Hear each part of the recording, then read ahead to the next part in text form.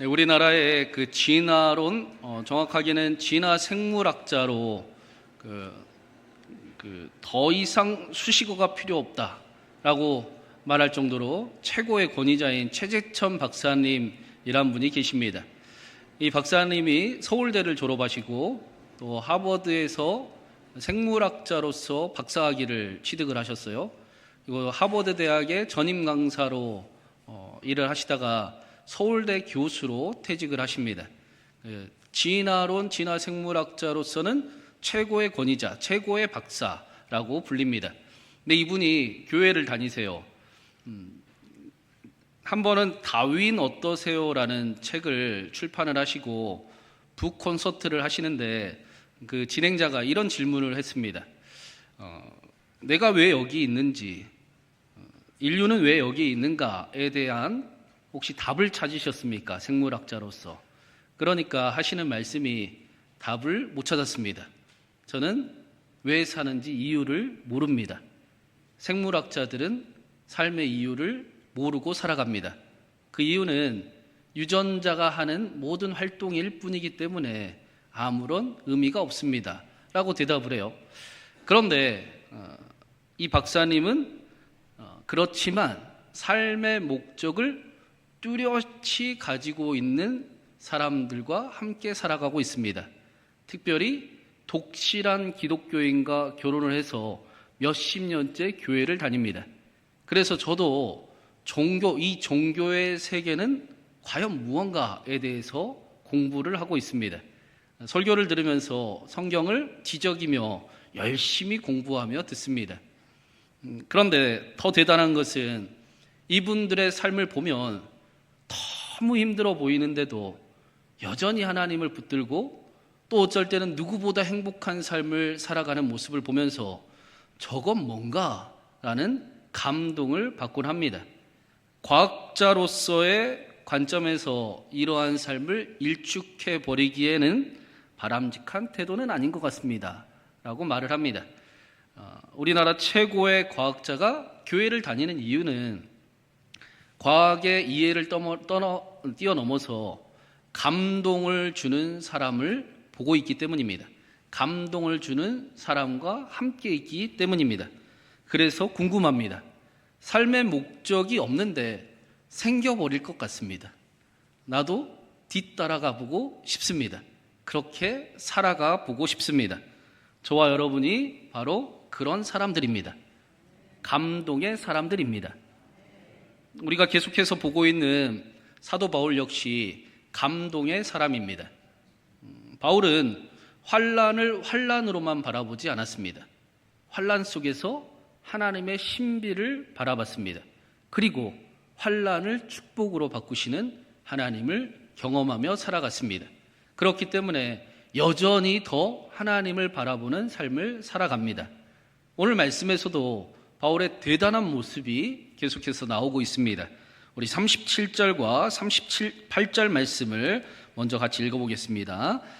바울을 데리고 영내로 들어가려 할 그때에 바울이 천부장에게 이르되 내가 당신에게 말할 수 있느냐? 이르되 내가 헬라 말을 아느냐? 그러면 내가 이전에 소요를 일으켜 자객 4,000명을 거느리고 광야로 가던 애굽인이 아니냐?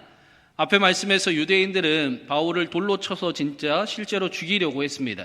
31절 말씀에 온 예루살렘을 요란케 하는 소동이 일어났다라고 말씀을 하는데 이 요란하다라는 뜻이 홍수가 범람할 때 쓰는 표현하고 같습니다. 그때도 같이 사용을 합니다. 바울을 죽이려 했던 유대인들의 그 소동이 얼마나 대단했는지, 얼마나 많은 사람들이 바울을 죽여야 된다라고 소리를 치고 돌로 죽이려고 했는지를 보여주는 장면입니다. 그래서 이 엄청난 소동으로 인해 로마의 천부장이 바울을 잡으려고 내려왔습니다. 확실히 할 것은 바울을 구해주려고 내려온 게 아니라 바울을 잡아가두려고 내려왔습니다. 자신의 공을 세우기 위함이었습니다.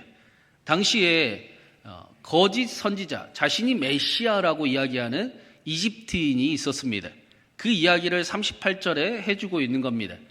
요세푸스의 기록에 따르면 이 거짓 선지자, 이 메시아, 자칭 메시아라고 하는 이집트인은 자신이 말하면 예루살렘이 무너지게 될 것이고 로마에서 우리가 해방될 것이다 라고 이야기를 했습니다.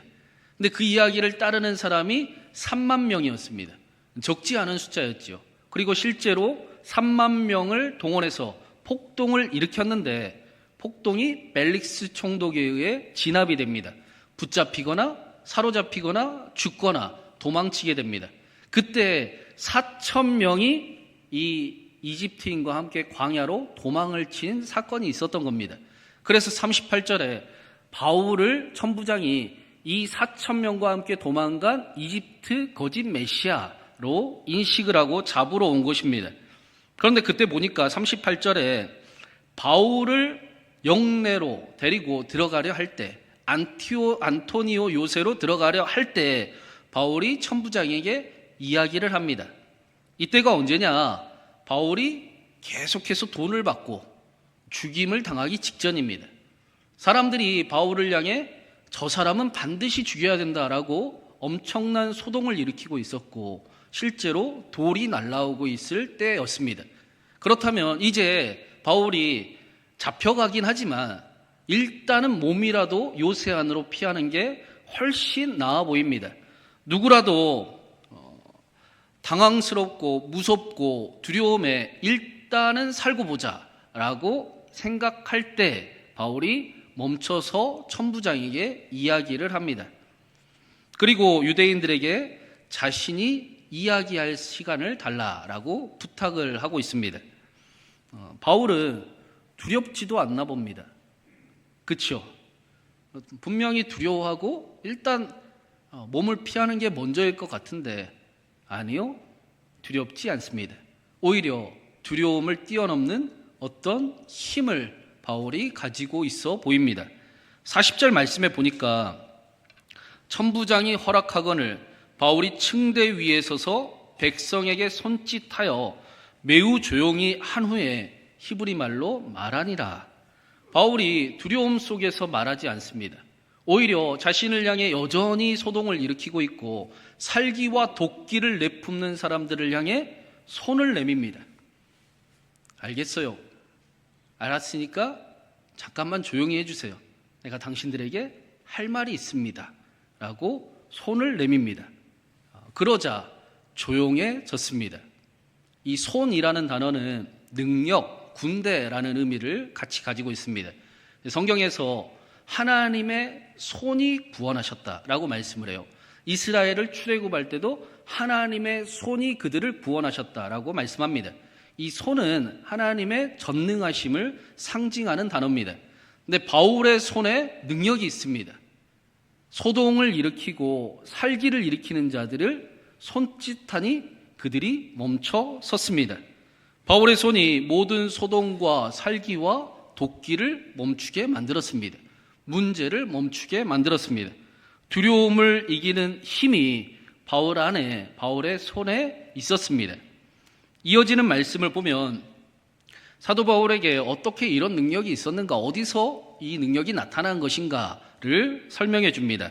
우리 22장 1절 말씀도 한번 같이 읽어보겠습니다.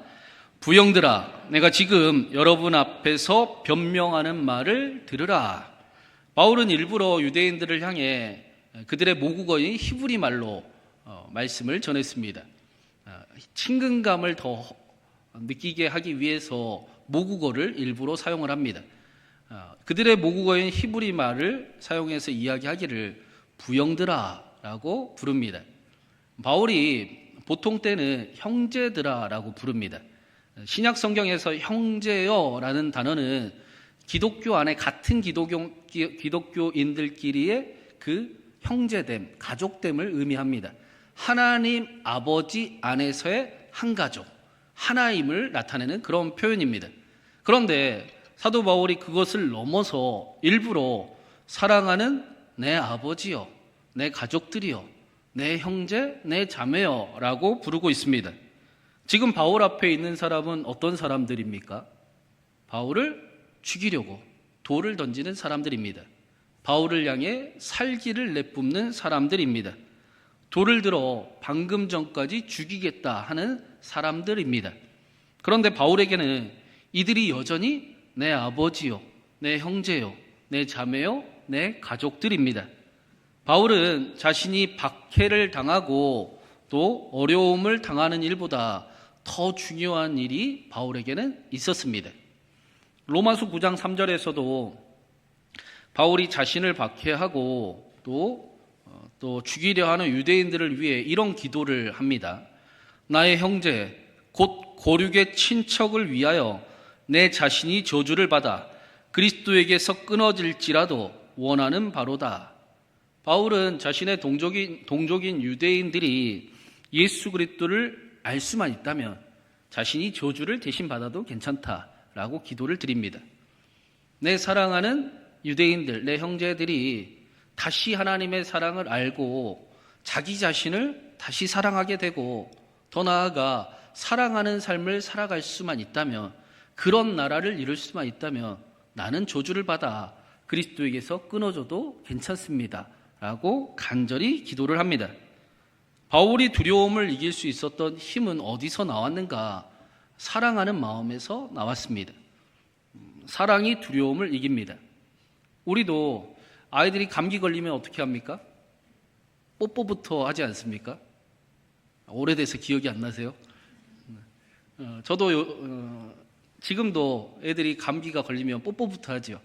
이제 그게 뭐 의학적이진 않지만 나한테 감기 옮고 빨리 나아라 라는 그 사랑하는 마음에서 뽀뽀부터 합니다. 사랑이 두려움을 이깁니다. 인지 집사님도 조만간 모든 소동과 도끼와 살기를 멈출 수 있는 힘이 사랑하는 마음에서 나왔습니다. 그런데 그냥 사랑이 아닙니다. 우리도 잘 알고 있습니다. 믿음이 들어있는 사랑입니다. 능력이 담겨있는 사랑입니다. 소망을 품은 사랑입니다. 예수 그리스도의 사랑입니다. 예수 그리스도를 아는 사랑입니다. 사도 바울은 그래서 이 일을 7절과 8절에 이렇게 말씀을 합니다. 우리 7절, 8절도 마지막으로 같이 한번 읽어보겠습니다. 내가 땅에 엎드려져 들으니 소리 있어 이르되 사울아 사울아 내가 왜 나를 박해하느냐 하시거늘 내가 대답하되 주님 누구시니까 하니 이르시되 나는 내가 박해하는 나사렛 예수라 하시더라. 사도 바울이 유대인들을 향해 다메섹에서 자신이 만난 부활하신 예수님에 대한 말씀을 전합니다. 예수님께서 큰 빛으로 사도 바울을 찾아오셨습니다.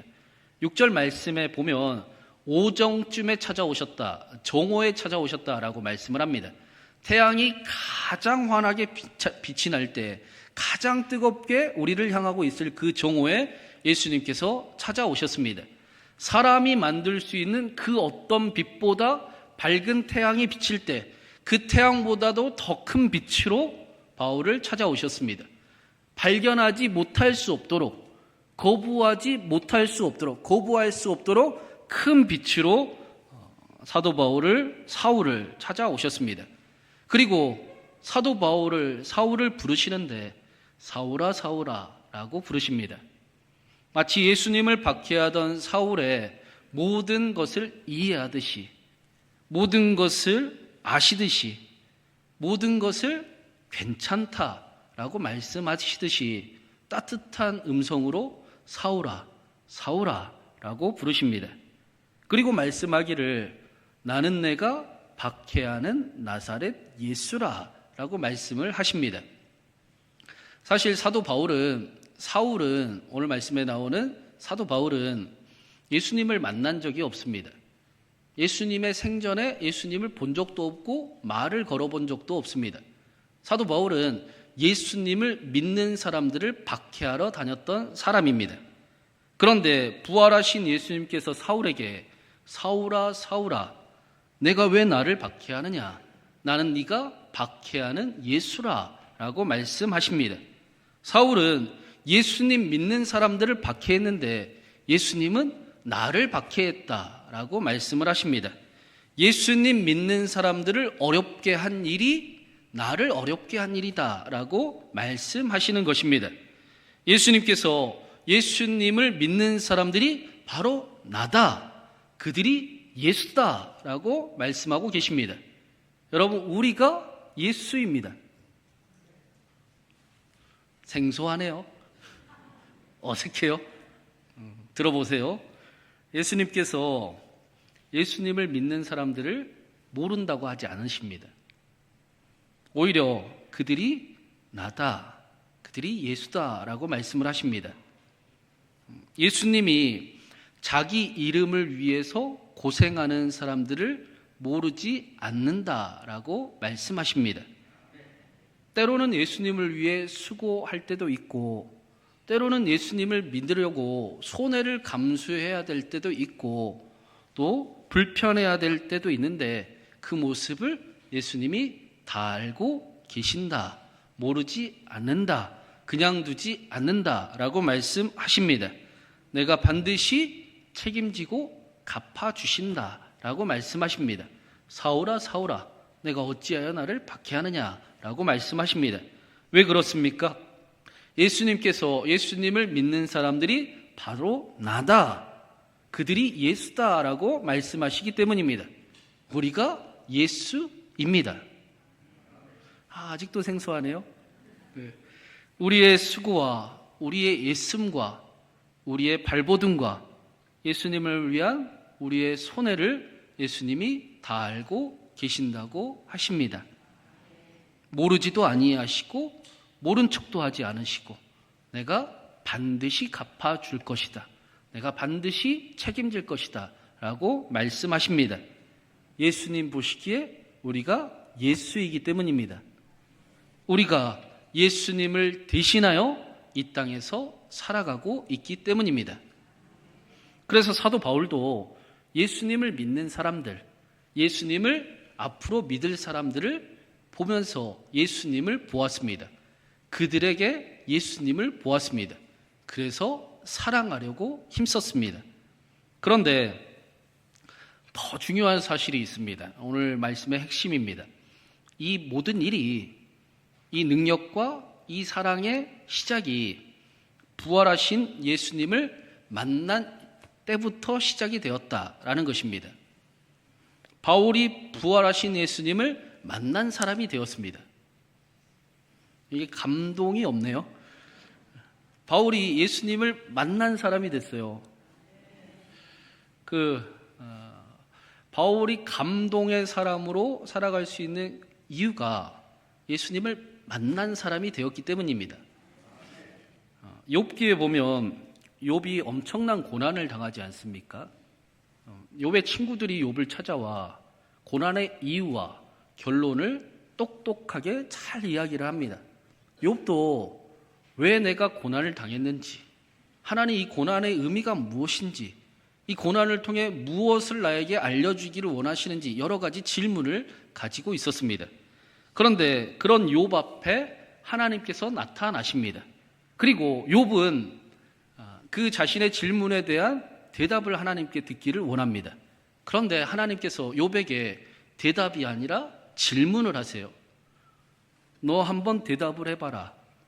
내가 땅에 기초를 세울 때 너는 어디 있었느냐? 내가 바다를 어떻게 만들었는지 아느냐? 내가 빛을 어떻게 만들었는지 아느냐? 하늘에서 내리는 눈이 어디 창고에 들어있는지 아느냐? 또 한번 대답해봐라 라고 말씀을 하십니다. 욥은 하나님께 대답을 원했는데 하나님은 욥에게 질문을 하셨어요. 그런데 사실은 수많은 질문들보다 더 확실한 대답을 해주신 겁니다. 그것은 하나님이 욥 앞에 나타나셨습니다. 다시 말하면 욥이 하나님이 계시다는 것을 보았습니다. 욥이 하나님을 만난 자가 되었습니다. 욥이 여전히 고통이 남아있는데 이제부터는 하나님을 만난 자로서 삶을 대하게 되었습니다. 사도 바울도 똑같은 말씀을 전하고 있습니다. 내가 부활하신 예수 그리스도를 만났다. 예수님을 박해하던 자신을, 자신의 실수와 상처를 모른 척 하는 것처럼 자신을 향해 사울아 사울아 라고 따뜻하게 불러주시는 분을 만났습니다. 너무나 큰 빛으로 찾아오셔서 거부할 수도 없고 모른 척할 수도 없는 분으로 찾아오셨습니다. 자신을 믿는 사람들을 그냥 내버려 두지 않으시고 내가 그들을 알고 그들을 책임지고 갚아줄 것이다 라고 말씀하신 분을 만나게 되었습니다.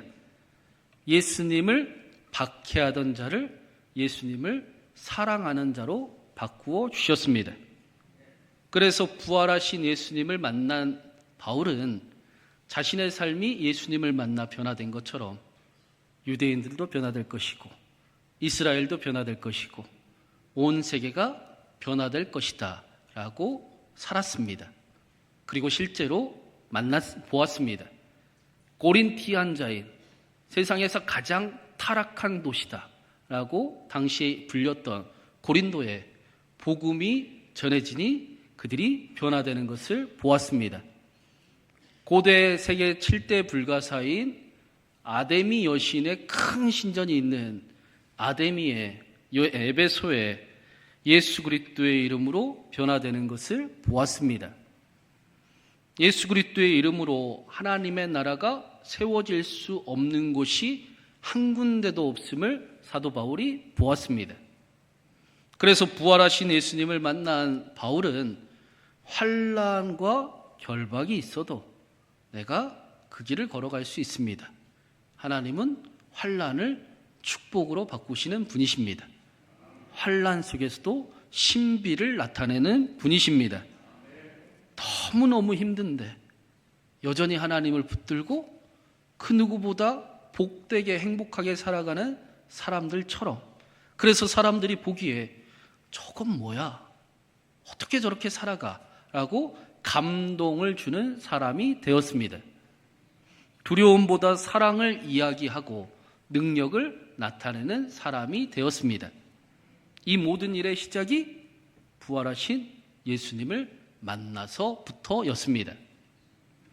예수님의 사랑은 우리가 누구인지에 의해 결정되지 않습니다. 예수님이 누구인지에 의해 결정됩니다. 예수님의 사랑은 우리가 무슨 일을 하느냐에 결정되지 않습니다. 예수님이 우리를 위해 무슨 일을 하셨는지에 의해 결정이 됩니다.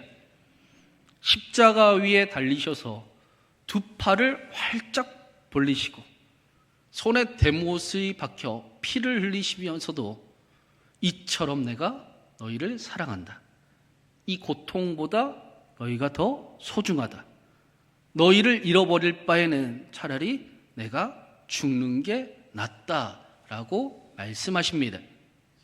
사랑하는 여러분, 이번 사순절에 특별히 더 깊이 더 많이 부활하신 예수님을 만나는 저와 여러분 되기를 간절히 바랍니다. 예수님을 더 깊이 만나고 더 뜨겁게 사랑하는 길을 걸어갔더니 빛을 향해 나아갔는데 모든 어두움이 사라지더라 라는 경험이 저와 여러분 가운데 함께하기를 바랍니다. 환난을 축복으로 바꾸어 주시고 내가 예수님을 위해 대신 살아간다 라는 사실을 알게 하시며 그렇게 힘이 있고 능력이 있는 감동의 사람들이 되게 하시기를, 그런 저와 여러분을 통해 우리를 만나는 이들이 예수 그리스도를 알아가는 축복이 함께하기를 주님의 이름으로 축원합니다.